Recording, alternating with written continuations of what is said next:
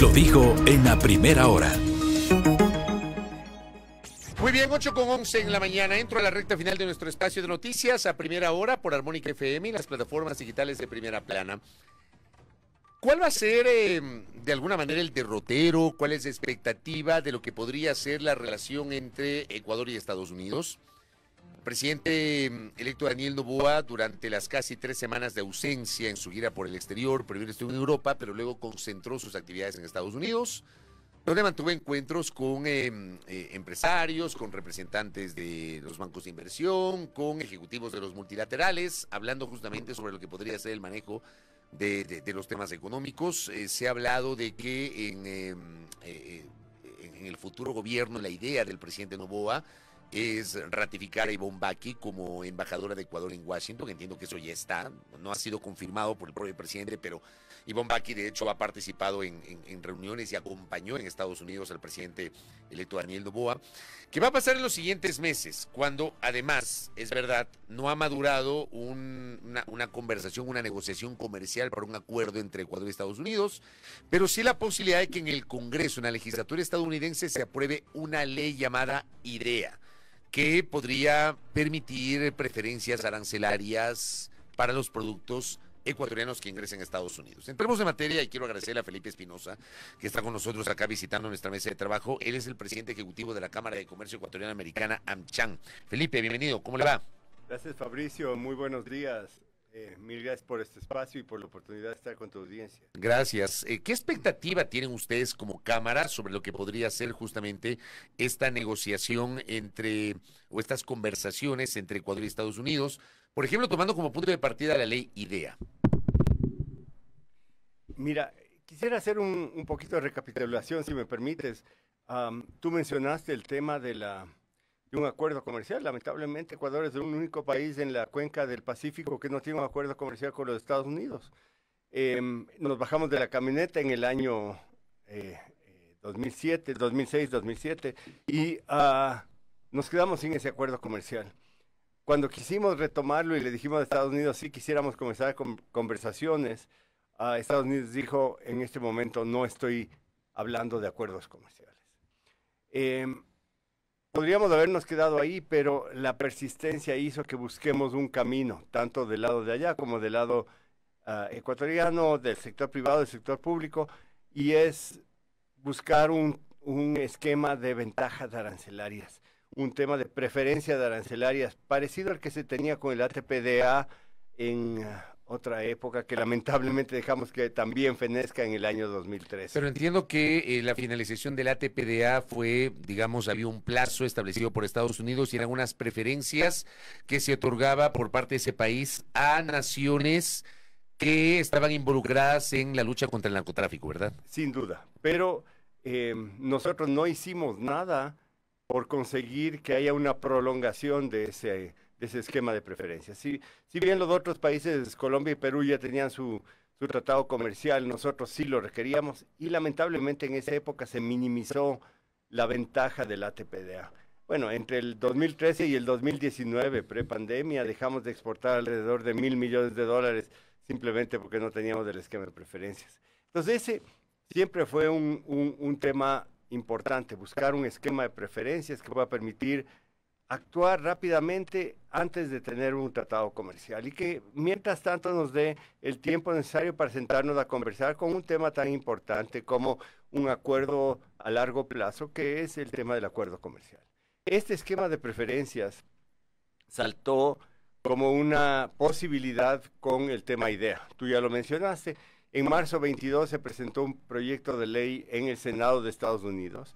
Para presentar este proyecto de ley nos pidieron a nosotros como Cámara que hagamos un estudio si es que ese esquema de preferencias podía servir para los productos ecuatorianos.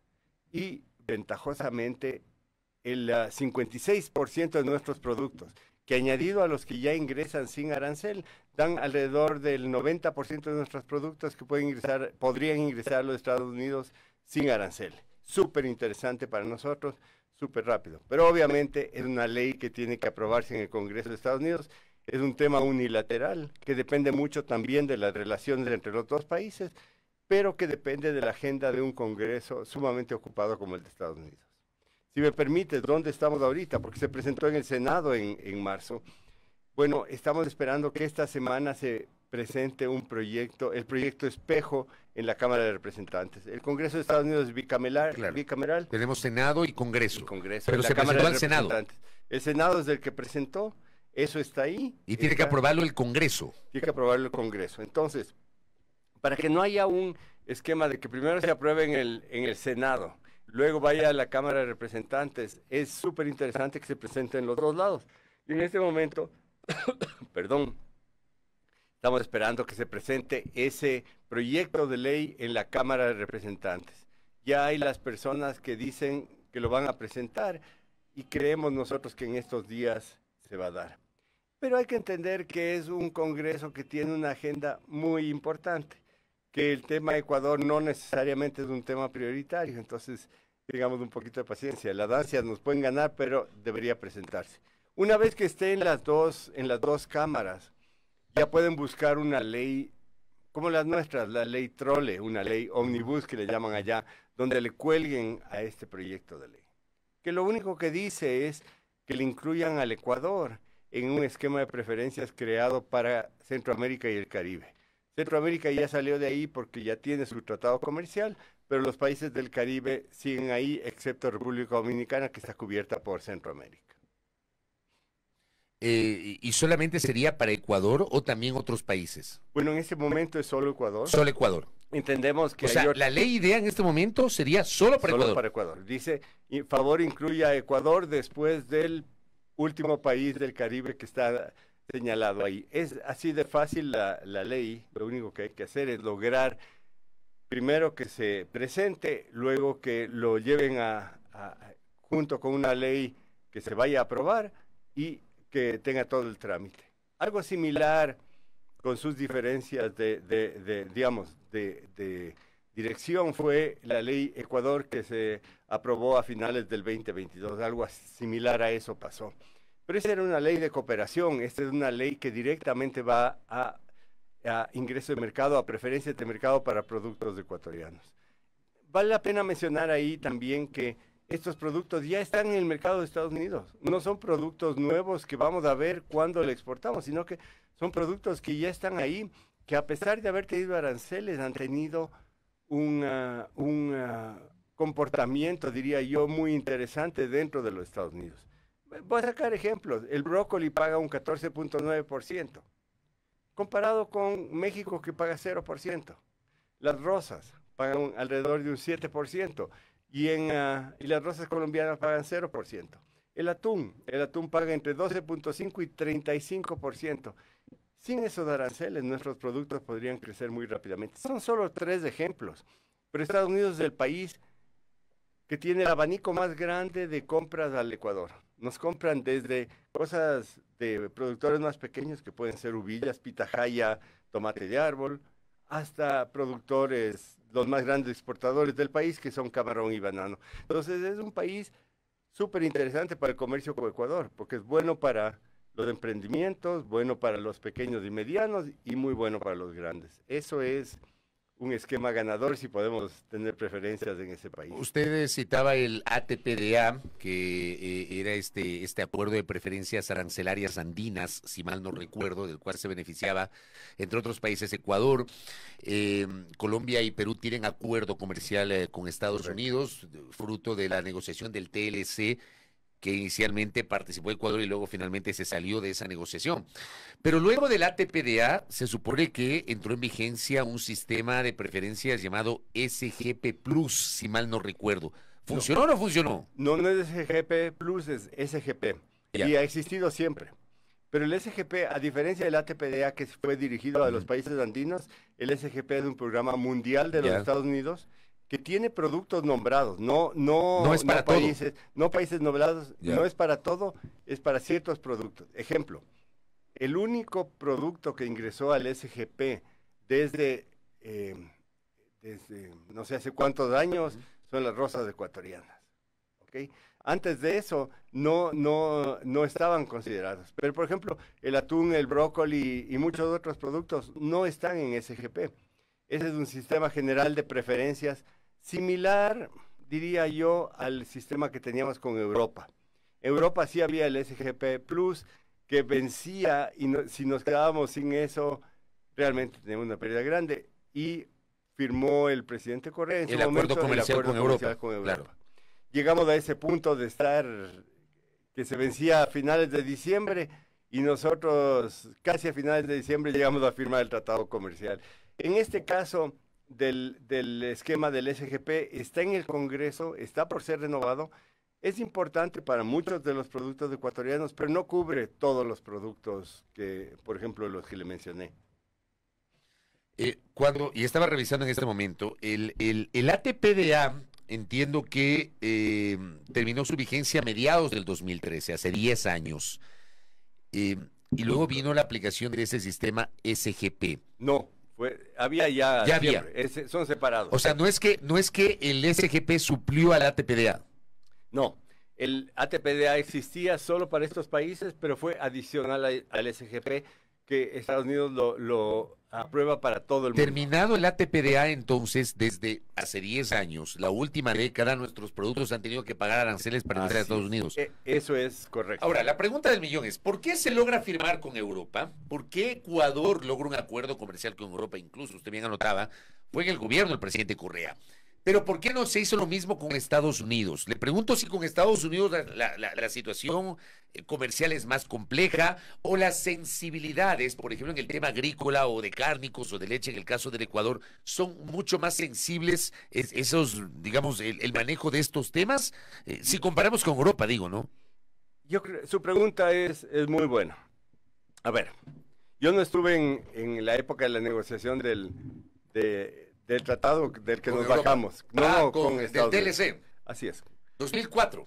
2004. Y luego se iba a firmar y no se firmó. O sea, si me preguntas mi opinión personal, fue una miopía.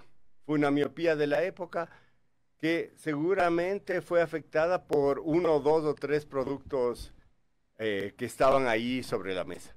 Sin embargo, creo que esa no fue la razón de fondo. Nuestras economías son complementarias. Estados Unidos nos vende lo que no tenemos nosotros y nosotros le vendemos lo que no tienen ellos. Realmente es una situación súper interesante.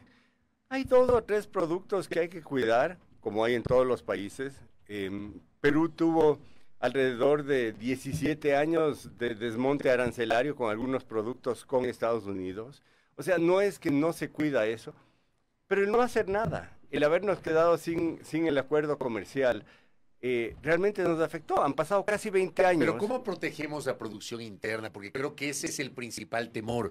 ¿Qué pasa con nuestros productos agrícolas? ¿Qué pasa con nuestros cárnicos? ¿Qué pasa con nuestros lácteos? ¿Pero cuáles? Creo que esa es la principal preocupación que hay cuando se habla de negociar un acuerdo comercial con Estados Unidos, Felipe. ¿Pero cuáles productos? No hay muchos. O sea, si comenzamos a nombrar, yo te aseguro que podemos ir y nombrar cuatro productos que no son en realidad la gran producción nacional. No es la gran ventaja para todos los ecuatorianos. Entonces, ¿qué toca hacer con esos productos?